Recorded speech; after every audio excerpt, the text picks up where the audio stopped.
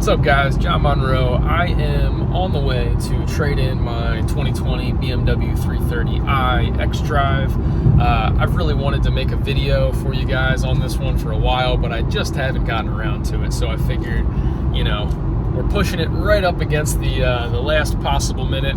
I might as well make the review just in case you're out there looking for a 2020 330i. Not a bad car, super awesome car. I actually love this car. I'm sad to trade it in, but I'm getting something that I like a lot more that fits my lifestyle these days, and that is the Jeep 392 with the 6.4 liter Hemi in it, and I'm super stoked about that. So I will post an update on that when I get it. I'm driving to get it right now. But let's do the quick review on the 330i. So the 330i, the quick and dirty of this car. I'm going to skip all the boring crap that every other review covers for you. I'm going to give you the straight, point blank, what I think of the car. I've owned this car for a little over a year. I've put 20-some thousand miles on it. I drive quite a bit. This car rips. I love this car. It is one of the best handling cars and fastest cars out of the box that I've ever owned. Now I know what you're thinking. Doesn't that have a little small 2-cylinder in it, a 2-liter 4-cylinder in it that's turboed, and is it really that fast? Yeah, 0 to 60, this thing's fast. This thing digs off the line. It's got the ZF 8-speed transmission, I think, and like it's just the way that it's geared or whatever, and the way that it makes torque on the low end. I mean, it's great. Honestly, I'm pretty positive that I can easily get sub or around probably 5 seconds 0 to 60 times, and I can pretty much pull on anything right off the bat. So if I'm in a light with, like, I did this recently with like an older I think it was a 7 series or 6 series, totally ripped on them and pulled on them all the way off the bat. So just something to keep in mind, that this car is faster than you might think. They definitely have done a great job improving the ability of the car. So that's that. Handling is great. This car really, like, it turns, and I can put it anywhere on the drop of a dime. It's very, very precise. I do find it comfortable on long trips. I'm currently doing a 12-hour road trip in it right now, and I'm about 3 or 4 hours in, and I feel pretty good. The steering wheel is adjustable in a bunch of different ways. It'll come towards you, and it goes up and down as well, so you can get your feet right with the pedals and the steering wheels. If you want to sit way back, you can move the wheel back so your arms can actually reach it, which is pretty cool. It's got Apple CarPlay. The tech in here is pretty good. The Apple CarPlay system does get a little bit glitchy sometimes, but let me be honest with you, every single Apple CarPlay system that I've ever used in my Acura, that TLX that I reviewed, the 2019, the 2020 Jeep Gladiator that I use. So we're talking FCA, we're talking Acura, we're talking now BMW. Everybody's CarPlay gets a little bit glitchy. CarPlay is just not perfect yet. The 392 that I'm about to buy is a 2020, so if that is perfect, I'll let you know, but we'll see if they've gotten it right. I'm sure that, what happens is with CarPlay, especially wireless CarPlay, you hop in the car, and if you turn the car off in the middle of your drive for some reason, a lot of times it will have trouble reconnecting, and sometimes it just has connectivity issues when you don't have service, and just random things happen. But overall, I'd say this one's pretty good. I'm not unsatisfied with the performance of it. I'd say 98% of the time it works. That 2% of the time it doesn't work, it does piss me off, and I wish that they would just fix CarPlay, but nothing's perfect. With that said, the infotainment is great. Sound system is great. I think I have the stock sound system in here. I don't think it's like a Bang & Olufsen or anything like that, or a Harman Kardon or whatever the hell BMW is using these days. It's just the basic sound system, but it has a subwoofer in the back, I believe, where it's built into the rear speakers, and it kicks pretty hard on the low end with bass. Sounds pretty good. And then other than that, I mean, it's your standard 3 Series. I still think of the 3 Series as the ultimate driving machine. Let's talk about gas mileage. This thing on gas is amazing. That's one thing that I was surprised about for how fast this car is. If you can stand, and it's not small, it's bigger than the previous 3 Series, but it's like, I'm looking for something a little bit bigger. I have a 70-pound golden retriever right now, and long road trips, it's just kind of annoying to cram her in the back.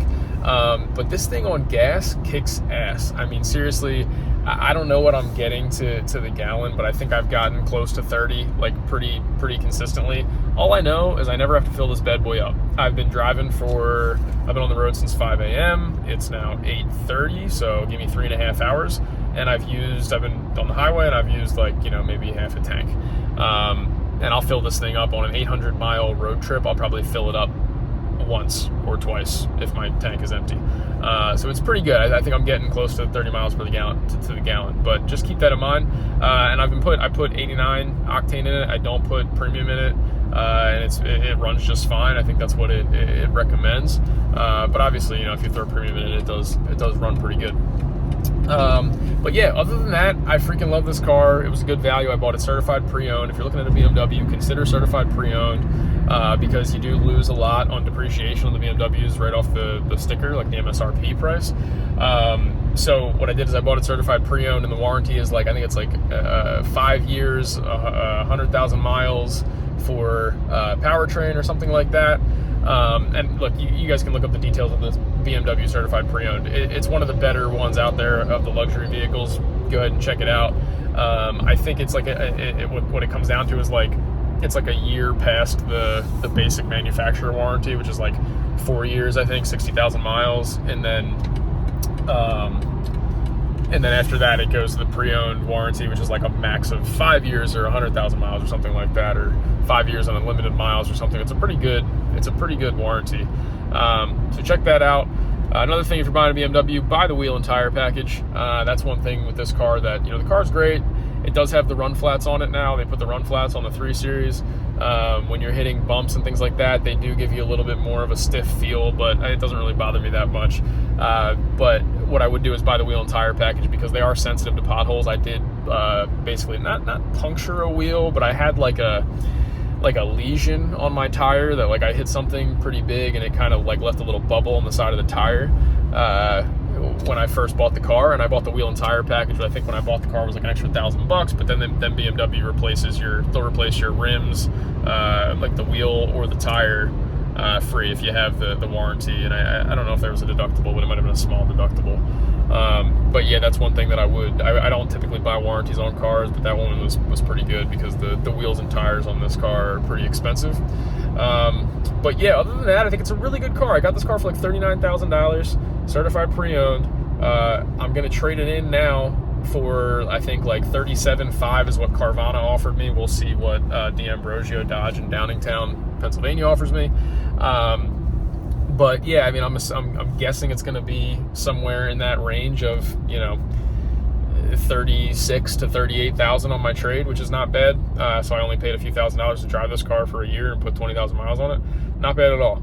That's why I typically like certified pre-owned, unless you're buying something like a Jeep 392, where I'm buying it currently at MSRP, because I just think I'm getting lucky and, got lucky on this one. And people are selling them down south. I live in Georgia now, and people are selling them down south for almost $90,000 used. I'm just it's just insane. But it is an awesome car. I get it, and Jeeps hold their value super well, so that's why I'm willing to buy it new. But all right, I won't hold y'all too long. That's my review. Quick review on the BMW 2020 330i. Thing rips.